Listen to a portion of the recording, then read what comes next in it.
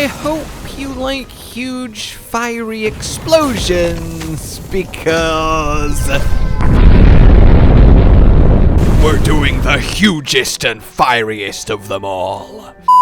Hello then, for the first time, my fellow mages, or more specifically Runemasters, welcome to my first build guide for this fantastic class in what is proving to be an incredibly entertaining ARPG in Last Epoch. We're in full release now, of course, in 1.0, and things are, well, looking good for those of us magically inclined. So, what are we actually playing with here? Kinda straightforward, if I'm honest with you. No mixing in lightning runes or frost runes. We don't care about those. We are here for pure raw. Fire, fire, fire to create the mother of all explosions that covers a ridiculous area and will one-shot everything it hits throughout your entire leveling journey, and then continue to do so into the endgame when you start farming your monoliths. This thing is simple, straightforward, effective, satisfying beyond compare, and visually a treat every time you hit that sweet runic invocation and see that glorious explosion. You're gonna be a happy traveler. Seriously, this thing is wonderful, and it is helped hugely by the awesome 1.0 change that was an absolutely massive buff to the triple Rah rune spell. Aegon's Greater Fireball, dealing 40% more damage, and then the dot it leaves behind, dealing 100% more damage. You seriously feel it. I was so happy to come up with this build I'm about to show you, because I was trying to make Hydrahegan work, which has been nerfed and it's a little bit awkward, and I kept accidentally firing the triple fire rune explosion, noticing it just killed everything. So I was like, alright, let's go all in. And all in I did, creating a perfect supporting lineup of skills and passive choices to make it seriously pop. There's a lot more you can do with this build complexity-wise, but there is nothing wrong with the simple rah, rah, rah, boom, rah, rah, rah, boom, fireball, fireball, fireball, big fireball, fireball, fireball, fireball, big fireball. And I can't stress enough just how hilariously potent that is. But later on, as we get through the levels, once we start hitting 55 plus, going into your monoliths post-campaign, weaving in your flame gate, using your flame rush to its biggest effect, and the flame ward too, you can create some seriously stupid numbers, like hitting for nearly 30k at level 58 without any real gear to support it yet. That is amazing to me, and well, we also get ridiculous amounts of permanent ward, making us insanely tanky while having ridiculous mobility from the aforementioned very low cooldown flame rush, which plays into everything, and we have this ultimate delicious combo of eventually get your flame gate down, wait a beat, put on your flame shield, which now obviously saves you, but also massively amps your damage, flame rush through the gate, the flame rush itself buffing your next spell, passing through the gate, buffing your next spell, the flame shield buffing your next spell, and your next spell is the giant fireball. Oh, and just for kicks, we also cast the 1 and 2 fire rune spells, because we might as well. It all just synergizes beautifully, and you end up in a situation where you can just gate, flame rush through it, fire the big fireball, gate, flame rush through it, fire the big fireball, and repeat, speedily clearing through both the campaign and your echoes. It really gets the job done, and it's so, and again, I cannot stress this enough, so much fun. So without further ado, let's get into this. Starting with our passives and the Mage tree then. You want to fill out all 8/8 into Elementalist as the first thing that you do, followed by all 8/8 into Arcanist as the second thing that you do. The resist is nice, especially early on. We want to get to our 75% caps and this helps, but the 8 intelligence is fantastic, as is, you know, just do 56% more damage. Then for our last 4 points in here, we just want to whack it in knowledge of destruction for that crit chance and multiplier if we get get our crit big ball of fire, which we do often, yeah, it hurts. Then to the Runemaster side of things, we want 1 point in Unsealed Mana, so it's at least on, and then 4 out of 8 in Sphere of Protection. The extra health is nice, and the less damage from Ignited, which is often, is also really nice too. 6 out of 6 into Rune of Renewal, as this is quite a mana-hungry build, and an extra 12% doubled to 24%, as getting to 50 int will be one of our first priorities, really helps smooth out the curve. Over to Arcane Focus, 8 out of 8 for an extra 8 Intelligence. Intelligence is lovely and powers so much of what we're doing here, and many passives, but this 32 ward every time we cast a spell, which of course we're spamming, is one of the reasons we're so tanky. Then, for now, just whack 1 point in Never Late, so we can get to 3 out of 3 in Rune of Dilation. Never Late isn't bad. After our Flame Rush, we fire off our big ball of fire, it does more damage, has more chance to crit, but eventually will make it cost less than 30 mana, so the 5-point bonus isn't worth it. However, Rune of Dilation, 10% cast speed, is really nice. The move speed's nice too, the faster you move, the faster you farm, the faster you level, but it lasts 3 seconds with 3 points, and Flame Rush has a 3-second cooldown, so you see where that's going. Then, 2 out of 6 in Edict of the Scorn, we are firing off big AoE booms, so bigger AoE booms is always better, and the extra ward, extra tanky. Eventually we will be finishing this off at 6 out of 6, but I'm going in priority here at level 58. 6 out of 6 Inscribed Instruments. Ideally we want a staff with this build, not always possible while leveling, we'll go over gear in a little bit, but that cast speed is tasty. 5 out of 8 to get the 5-point bonus in Burning Ward for that huge increase to damage to bosses and rares. 8 out of 10 for the bonus here in Ancient Inscriptions. The extra 8 intelligence is great, and then the cooldown reduction is absolutely premium.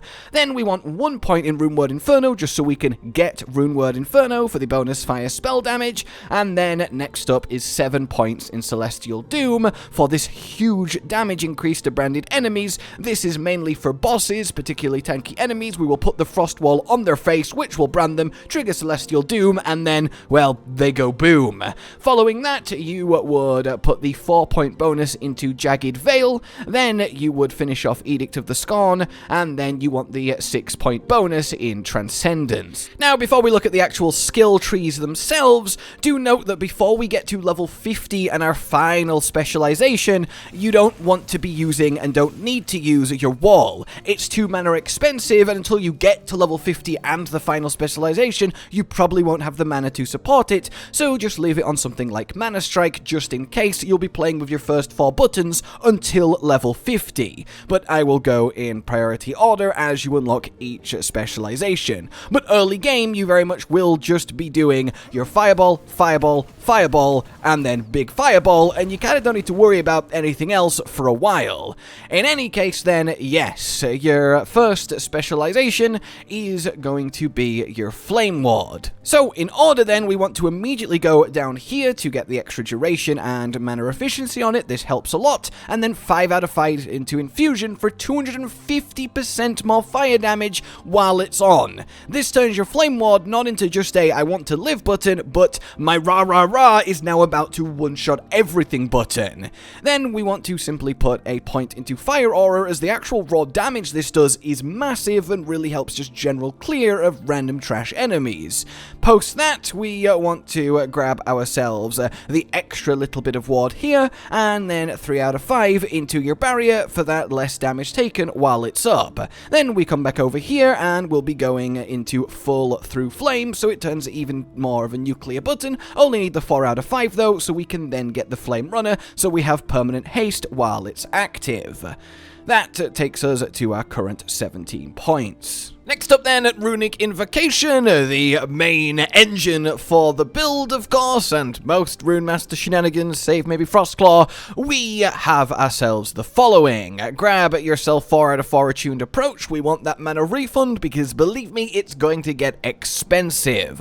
Grab your point in Elemental Law, so we get that penetration, which is very important, and then also get your points in Unbridled Druid. We will be finishing this off later, but for now, this will do it. Then we want to go straight across to Stride to Safety. This will make you do that little leap backwards when you fire, which outside of providing a bit of extra mobility and safety, does give you a distinct buff, both offensively and defensively, but mainly it's something we have to take in order to get to Prologue, and then finally Interlude. These two are phenomenal, as it means whenever we cast our triple Rah super fireball, we also cast the double Rah spell and the single Rah spell. Little extra flame bursts everywhere and a flame swirl around you. It massively ups the carnage every time you press this sweet delicious button, but it does massively increase the mana cost it uses. So until you are comfortable with your total mana, your mana regen, you've got a good bit of spell minus mana cost going on, don't get this trio. Wait for this trio until you're happy with your mana situation. If you're never running out, then it's time to get this. If you're still running out, then your gear's not quite there to support these three. In any case, we also then want one in Runeslinger to get 3 out of 3 in Dominance, as it makes the area for this explosion absolutely ginormous and you barely have to aim and it just clears mobs like nothing else. And then you want to eventually get 4 out of 4 Word of Rayher and massively amp the damage there. Over to your Flame Rush, your main mobility, but also a huge amount of damage when you land it. Obviously you can hold it to go further, charge longer. You can get all 3 Rah runes from just the one Flame Rush, which is really nice. Flame Rush, get all 3, leave it, and then fire off your Elemental Dominance explosion. Initially then, we want to go for Blazing Flux, so we make it a little bit more efficient, but more importantly, we get it off cooldown faster. Then down to Runic Eclipse, and then over to Lunar Protection for that sweet ward every time we use it, and we will be spamming it. We want 1 point in Fiery Overlord, just to get that Frenzy buff, and then 3 out of 3 in Guidance of Flames. We will be Fireball spamming a lot, so doing a Fireball and then chasing it down for that mana regen is really nice. The extra buffs don't hurt, but we also want to eventually start getting to Smolder and Burn. But first, get 3 out of 3 in Solar Rush, so we go further and faster, helps your clear speed, your mobility, and it's just really nice to have. All the other points will get funneled into Smolder and Burn, so we get that shred going on to hit as hard as possible with our fire damage. Then the 4th skill that you want to mastery, and your main filler, just kinda press it, but later on will start to do monstrous DPS by itself, is Fireball. Initially, we want to take the right side of things. 2 points into Adept, so we can spam it faster. The faster we spam it, the faster we get runes, and especially early on while leveling, it will be Fireball, Fireball, Fireball, and then Big Boom. Fireball, Fireball, Fireball, Big Boom. So doing that cycle quickly is important. We then want to grab Mana Sphere, as we want this to cost as little mana as possible, especially once we get Fire Spray and the mana cost goes up. This, coupled with a weapon that lowers your mana cost, or the affix from somewhere else, will make a huge difference to you. Then we want to come down here and get 3 in Flammability, so we can then get over to Seeker's Ash, so our fireballs automatically home and hit enemies. We also then want to grab Flame Burst, so when we keep repeatedly hitting the same enemy, they're going to super explode for a lot of damage, and you really feel this. Then we want to head over to the left, get 3 out of 3 in Winged Fire to then unlock the next path, but then leave it at 3 out of 5. Grab yourself Fire Spray for an extra 2 fireballs on cast, then get yourself Embers, so they can each hit the same target, and then finally 2 in Dancing Fire, so we get even more projectiles. This will mean against bosses, or particularly tanky special enemies, we can really just pepper them with fireballs, and that does so much DPS by itself, never mind the then nuclear invocation afterwards. Once those 2 are in there, we want to put 2 more points into Volatile Flames. Then lastly, at level 50, we want our Frost Wall. Objective 1 is to make it fire, so we want to go down here to Marching Winter, then get Pyroglass. We then want it to brand the invaders, so it does trigger the brand, so that then our passive skills to increase damage to branded enemies start to take effect. We then want to also go over here, get 3 into the Dark Cold, so we can then grab Howling Rift, which will save us a lot of mana if we need to reposition it or cast it again quickly. It really helps smooth out the old mana curve. Then we want to go over to Crystals of Protection, 4 out of 4, for a sweet amount of ward and mana when we go through it, and when we go through it distantly, which we will be doing by placing it in said distance and then rushing going through it with Flame Rush and getting all the juicy benefits. The first of those juicy benefits is Purifying Gates, so we get rid of all our debuffs, but then the much bigger one is the next skill we cast after going through is 60% cheaper and does 30% more damage. This is big, because that applies to your runic invocation, the triple Rah fireball, and the little extras, making that expensive spell much less expensive and hitting much, much harder. After that, you want to go up here and get Protection of the Apostate and then into Shelter of the Chef, as that will give you a huge amount of warding, especially against healthy enemies, and turn it into a nice little defensive option too. Sadly, with the nerf to Prepared Wards making it force a cooldown, we can no longer do this. It doesn't really work out, so that's a shame, and the last points can go wherever you prefer here. We've already kind of got everything that we need. Then just with a little bit of how to play, this lovely explosiveness. Like, the amount of fire just from that one press is wonderful. But early on, and basically, you will just be fireball, fireball, fireball, and then boom. The actual raw DPS of fireball, once it starts getting properly specialized, is really, really good. The multi-shot with the homing, yeah, it does a lot for you, as does the big flame burst when that starts rolling. But of course, this is just nice and extra, and you can see when we use this, we do this little hop back, and that is from stride to safety and all of that extra. So we get both this, which is the little swirly swirl, and then we get this, which is the fire everywhere, when we also get the big fireball on all three, thanks to that, and it's this real nice triple explosion, but it does cost a lot of mana, and mana is something we need to address with our gear, but we will get to that. But primarily then, we have the following. Your Flame Ward, which yes, gives you a lot of ward and survival, but it also massively increases your fire damage. We also then have your Gate, which you go through for Aspirant's Arrival to increase the damage of your next skill,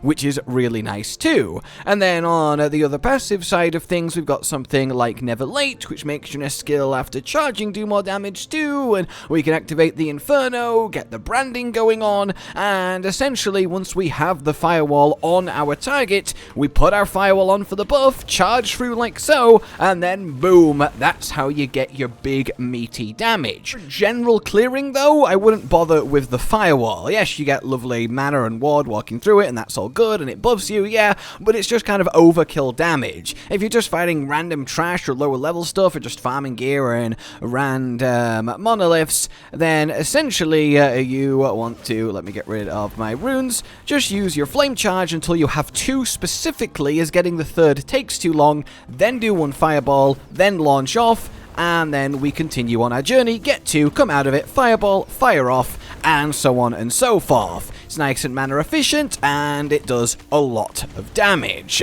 So that kind of is it. You've got your big damage extra amps in branding the enemy by placing your wall on top of them. You've got your big extra damage amp by putting Flame Shield on, and then the big hit with really solid fireball filler for whenever you need it, with a lot of movement, both from your little leap back and your Flame Rush. Really quite straightforward. So when it comes to your gear then, initially you really just want to be getting your resists up to 75%. Fire and lightning and cold are what you'll be faced with first, so they're most important to start with, but past that you then just want as much movement speed, health, mana, and intelligence as you can get. All of them are phenomenal, though health really does shine, and then as does movement speed while you're leveling, while you're grinding particular items, and then your mana and mana regen to power the whole build, especially once you start weaving in your frost/firewall. Once you get to level 50 and you can specialize into it, yeah, you really will need it, which is why a special shout out has to go for the minus spell mana cost weapon. Normally you do want to use a staff with the highest spell damage that you can find, such as this one here, which is plus 78, and it gives a nice heft of mana, and the increased fire damage is nice, but I simply can't give up that -3 spell cost, because it really does a lot for Fireball. You want it to cost 2 or less, otherwise it starts being a little bit too expensive. So that's really kind of where you're at. The core of get your resistances up, get your health up, get your movement speed up, and then get your mana regen, and spell cost down. Then after that, any intelligence, specifically aiming for that 50 barrier where you can double your regen is really key, and just put on the best you can. Anything that just generally increases your spell damage, increases your fire damage, increases your chance to crit and your crit damage, that's all really good too, and you will be absolutely golden. And similar themes when it comes to your idol. You want a lot of things there to help with your ward, you want mana efficiency, you want resistances, you want armor, and then anything like chance to ignite and such will help a lot here too, but use the wards to fill out, again, everything that I've just gone over. We don't need to min-max on offensive stats, especially if you're going to use this to get to, well, the end game post-campaign and start grinding your monoliths. It's not necessary yet. The only thing I will finally say is a few particular uniques to actually look out for, because they do make a big difference to the build. The first one, I'm sure you may see this coming if you've got experience with the class, but if you don't, yeah, you really want to find yourself the following fundamental criterion. If you get a Rune of Ascendance, use it on a chest, because this one in particular is phenomenal for the Runemaster, and it comes up a lot. You also then, on the gloves side of things, there is two options for you to find. Rule of the Simoon if you're up against bosses, or Burning Avarice if you're not. You can also use Urzel's Pride as an alternate chest piece, and then Fiery Dragon Shoes are really good there. Which kinda just leaves me with, well, I hope you have fun if you do try this build. I hope you're having fun with Last Epoch, if you've managed to get past all the various server issues, which are still very much happening. I want it to be so much further along than I am, but, you know, I am trying my best, and I hope you enjoy this, the first build. I am devouring this game. I have done so much learning and research and theory crafting already, and I'm really happy with this, my first actual personal build. I didn't just want to copy a pre-existing build, I wanted to figure out something that really works and feels good, and I feel like I really have done that. As we get towards more super late game, towards level 80, I'm sure it will be refined, and I will be back, and I would love to know what you would like me to look into. But for now, like if you enjoyed this, subscribe and hit the bell for more, consider supporting the future of the channel on Patreon down below, and until we meet again, a goodbye. Josh, Cotton, and Hollow with the videos, dropping the humor like a hammer on your tippy toes, bringing entertainment on a daily arrangement to take our insanity and turn it into entertainment. Yes, I said entertainment twice, to reiterate that it is nice to look into your faces on a mostly daily basis when you let us in your homes to make the whole world a stage. Goodbye.